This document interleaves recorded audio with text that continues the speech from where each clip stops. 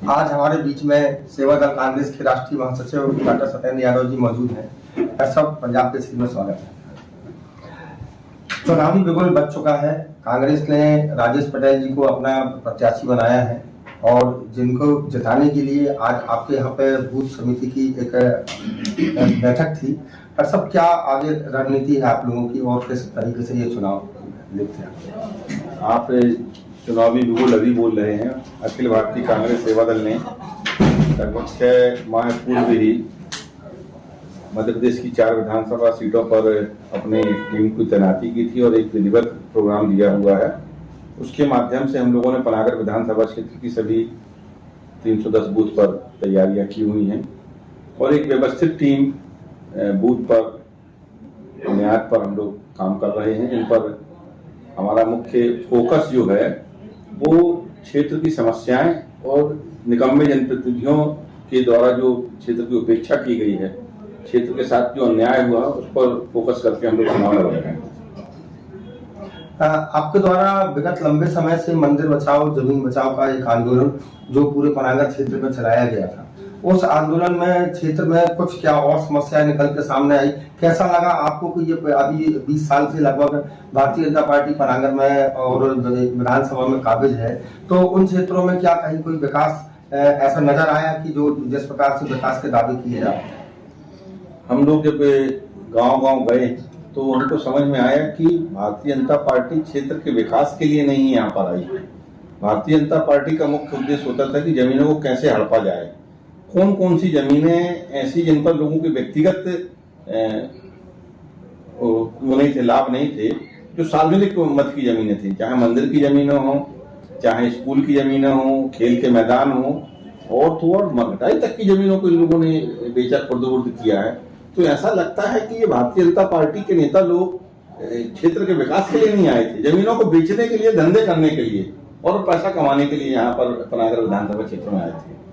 और एक बड़ी मजेदार बात और देखने में मिली, लोग खूब आम जनता जो है बहुत इस बात का जिक्र करती थी कि एक बड़ा कार्यक्रम, एक धार्मिक आयोजन हुआ, बड़े भव्यता के साथ किया गया वो आयोजन, और लोग उसको व्यंग्यात्मक तरीके से उस बात को कहते थे। तो हम लोगों को पीड़ा भी होती थी कि हम लोगों के हिंदू धर्म के प्रति लोग कितने अनादर के भाव से कैसे उससे बात करते हैं और अक्सर इस बात का चर्चा करते हैं कि इतना पैसा आया जो शायद मंदिरों की जमीनों को बेच के आया, इतना पैसा आया और खर्च किया गया एक धार्मिक आयोजन में, तो मरघटाई की जमीन का पैसा था।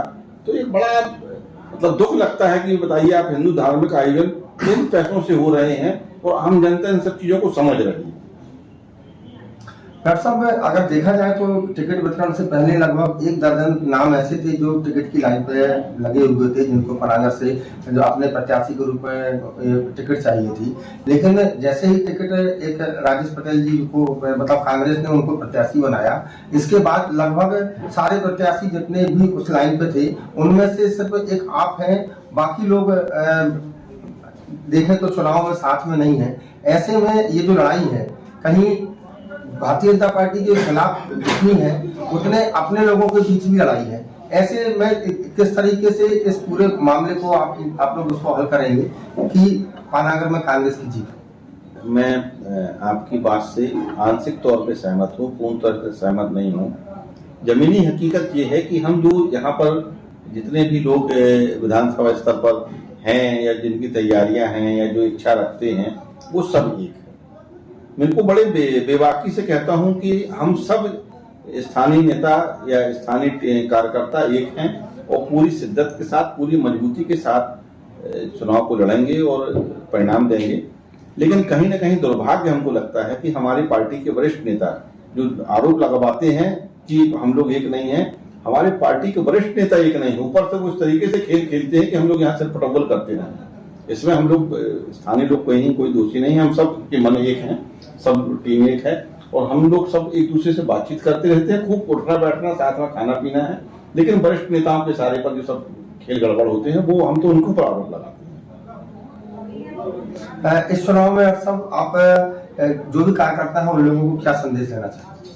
ये चुनाव दरअसल पार्टी का चुनाव नहीं है, ये चुनाव कांग्रेस और भारतीय जनता पार्टी के बीच नहीं हो रहा है। ये चुनाव न्याय और अन्याय के खिलाफ हो रहा है। ये चुनाव शोषण और शोषणकर्ता के खिलाफ हो रहा है, शोषित लोगों के खिलाफ हो रहा है। दो वर्ग लड़ रहे हैं, एक पीड़ित हुआ और एक ने पीड़ा दी हुई है। एक ने शोषण किया और दूसरे शोषित हुए हैं। किसान शोषित हुआ है, वो चुनाव लड़ रहा है शोषण करने वालों के खिलाफ, दलाली खाने वालों के खिलाफ।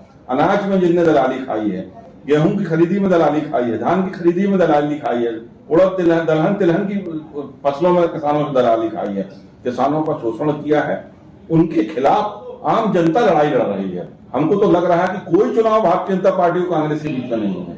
चुनाव केवल शोषण करने वालों के खिलाफ आम जनता लड़ रही है। यहाँ पर डॉक्टर साहब, क्षेत्र के विकास के लिए कांग्रेस ने क्या क्या योजनाएं बनाई हैं? हम लोग पनागर क्षेत्र में एक पर्यटन दुग्ध व्यवसाय का क्षेत्र है, जो कि एक आज की तारीख में एक समस्या के रूप में सामने आ रहा है।